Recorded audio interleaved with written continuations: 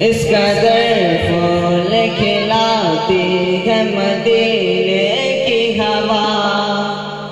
اس قدر پھول کھلاتی ہے مدینے کی ہوا، اس قدر پھول کھلاتی ہے مدینے کی ہوا،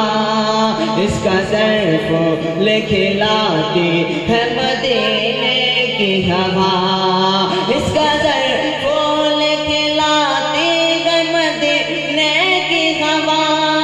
اس قدر پھول کھلاتی ہے مدینے کی ہوا، دل کو گلزار بناتی ہے مدینے کی ہوا، دل کو گلزار بناتی ہے مدینے کی ہوا، دل کو گلزار بناتی ہے مدینے کی ہوا، دل کو گلزار بناتی ہے مدینے کی ہوا، اور اپنے بستر پہ عشاء پڑھ کے جو سو جاتے ہیں، اپنے بستر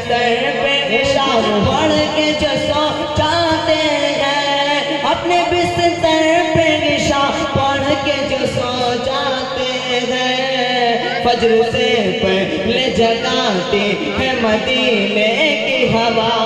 فجر سے پہلے جگاتی ہے مدینے کی ہوا، فجر سے پہلے جگاتی ہے مدینے کی ہوا، اس قدر گل ملاتی ہے مدینے کی ہوا، اور ان کی باتوں سے عقیدت کی مہک آتی ہے، ان کی باتوں سے عقیدت کی مہک آتی ہے، ان کی باتوں سے عقیدت کی مہک آتی ہے، جن کی سانسوں میں سماتی ہے مدینے کی ہوا، جن کی سانسوں میں سماتی ہے مدینے کی ہوا،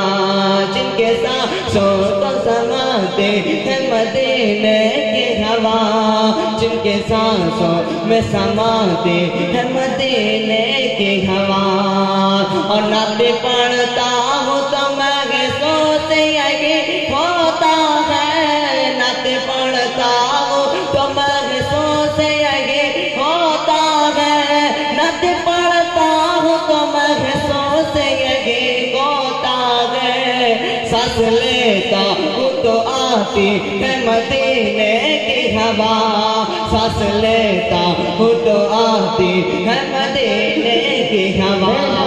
سانس لیتا ہوں تو آتی ہے مدینے کی ہوا،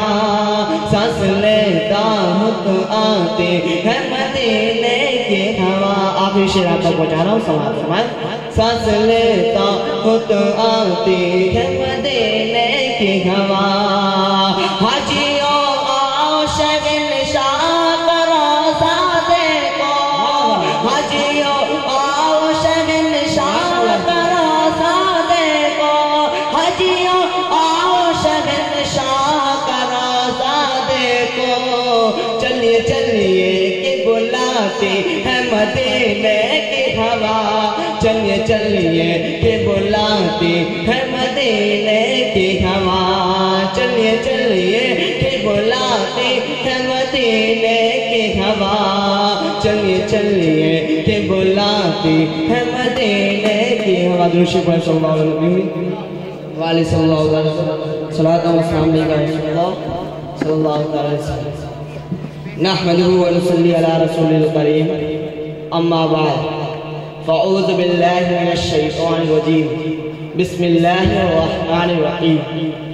ولا تکونوا لمن یقتل فی سبیل اللہ اموات بل احیاء ولکن لا تشعرون، صدق اللہ العظیم وصدق رسولہ النبی الکریم، ونحن علی ذلک لمن الشاہدین والشاکرین والحمد للہ رب العالمین۔ محترم حضرات، آج میری تقریر کا موضوع علم غیب مصطفیٰ ہے، لیکن کچھ سننے یا سنانے سے پہلے آئیے آقائے نامدار، مدنی کے تاجدار، بے کسوں کے کس، بے بسوں کے بس، یعنی احمد مصطفیٰ محمد مصطفیٰ صلی اللہ علیہ وسلم پر درود شریف کا نذرانہ پیش کرے اور پڑھے صلی اللہ علیہ وسلم۔ عرش حق ہے مسند رفعت رسول اللہ کی، عرش حق ہے مسند رفعت رسول اللہ کی، دیکھنی ہے حشر میں عزت رسول اللہ کی، دیکھنی ہے حشر میں عزت رسول اللہ کی۔ اور لا رب العرش جس کو جو ملا ان سے ملا، لا رب العرش جس کو جو ملا ان سے ملا، بڑھتی ہے کونین میں نعمت رسول اللہ کی، بڑھتی ہے کونین میں نعمت رسول اللہ کی۔ حضرات ابھی میں نے جس آیت کریمہ کی تلاوت کا شرف حاصل کیا، یعنی وَلَا تَكُونُوا لِمَن يُقْتَلُ فِي سَبِيلِ اللَّهِ أَمْوَاتٌ بَلْ أَحْيَاءٌ وَلَكِنْ لَا تَشْعُرُونَ۔ اس کا ترجمہ یہ ہے یا رسول اللہ آپ کے رب، اس کا ترجمہ یہ ہے کہ یا رسول اللہ آپ کے رب نے وہ سب کچھ سکھا دیا جسے آپ نہیں جانتے تھے، اور آپ پر اللہ کا بڑا فضل ہے۔ لفظ نبیت بھی حضور کی صفت ہے۔ اس کا ترجمہ یہ ہے کہ غیب کی خبر دینے والے اللہ نے رسول اللہ کو قرآن میں اس طرح مخاطب کیا ہے، یا ایھا النبی، یہ نبی گویا کہ دوسرے لفظوں میں یہ کہیے یہ غیب کی خبر دینے والا، یہ عرش کی خبر دینے والا، یہ فرش کی خبر دینے والا، یہ کائنات کی خبر دینے والا، یہ مغرب کی خبر دینے والا، یہ جنت کی خبر دینے والا، یہ جہنم کی خبر دینے والا۔ تو معلوم ہوا کہ حضور کو نبی نہ مانا جائے، اگر مانا جائے تو غیب کی خبر دینے والا بھی مانا جائے۔ اسی لیے تو اعلیٰ حضرت نے اس حدیث پاک کو دیکھا تو کیا لکھتے ہیں، اور کوئی غیب کیا تم سے نیہا ہو بلا، اور کوئی غیب کیا تم سے نیہا ہو بلا، جب نہ خدا ہی چھپا تم پہ کروڑوں درود، اور شرع عرش پر ہے تیری نظر، دل فرش پر ہے تیری نظر، شرع عرش پر ہے تیری نظر، دل فرش پر ہے تیری نظر۔ ملکوت و ملک میں کوئی شے نہیں وہ جو تجھ پہ آیا نہیں۔ حضرات میں آپ کو ایک چھوٹی سی حدیث پیش کروں جس سے آپ کا اور ہمارا دونوں کا ایمان تازہ ہوگا، لیکن کچھ سننے سے پہلے آئیے ایک مرتبہ خیر و برکت حاصل کرنے کے لیے درود شریف کا نذرانہ پیش کرو اور پڑھیں باوجہ اللہم صلی علی سیدنا شفیعنا حبیبنا مولانا محمد اللہ علیہ وسلم،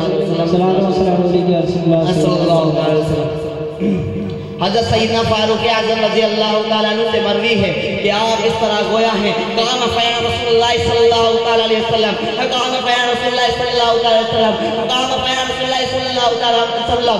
وقام واخبرنا عن بدء الخلق حتى دخل وآل الجنة منازلهم وآل النار منازلهم حفظوا ذلك من حفظ عاصی و نسی۔ اس کا ترجمہ یہ ہے حضور صلی اللہ علیہ وسلم نے ایک روز ہمارے درمیان قیام فرمایا، پھر آپ نے اپنی تقریر شروع فرمائی اور ابتدائی آخرش کی خبر دی، دوسرے میں جنتی جنت میں اور جہنمی جہنم میں چلے گئے۔ جس نے اس خبر کو یاد رکھا اس نے یاد رکھا، جو بھول گیا وہ بھول گیا۔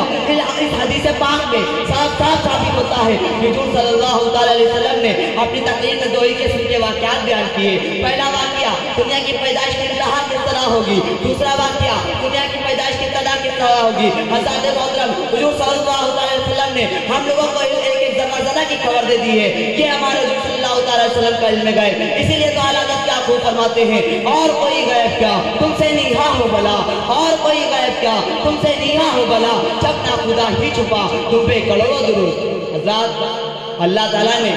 حضور صلی اللہ علیہ وسلم کو علم غیب بھی عطا فرمایا ہے اور خزانہ علم بھی عطا فرمایا ہے، اختیار قلب بھی دیا ہے، مالک قلب بھی بنایا ہے۔ اسی لیے کائنات کا ذرہ ذرہ حضور صلی اللہ علیہ وسلم کی اطاعت میں ہے۔ آئیے اطاعت کی بات آ گئی، میں آپ کو ایک حدیث اور سناتا چلوں کہ ایک مشرکین مکہ سرکار دو عالم صلی اللہ علیہ وسلم کے پاس گیا اور کہنے لگا اگر آپ اللہ تعالیٰ کے سچے رسول ہیں تو آپ چاند کو دو ٹکڑوں میں کر دیں۔ تو آپ نے ارشاد فرمایا تو کیا مجھ پر ایمان لے آئے گا؟ تو کہا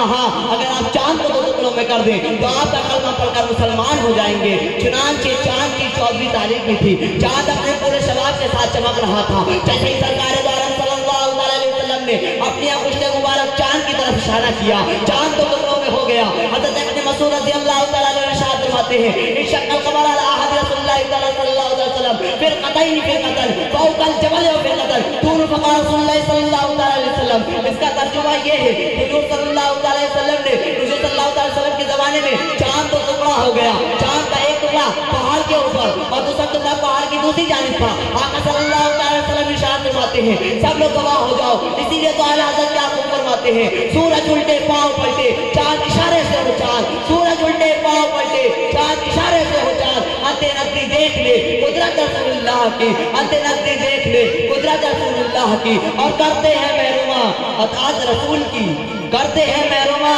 اطاعت رسول کی، جاری ہے دو جہاں میں حکومت رسول کی۔ میں اپنی تقریر کو اس دعا سے ختم کر رہا ہوں کہ اللہ تعالی ہم سب کو پانچ وقت کی نماز پڑھنے کی توفیق عطا فرمائے، اور ہم سب لوگوں کو حضور صلی اللہ علیہ وسلم کی امت میں جینے مرنے رہنے کی توفیق عطا فرمائے۔ وما علینا الا البلاغ۔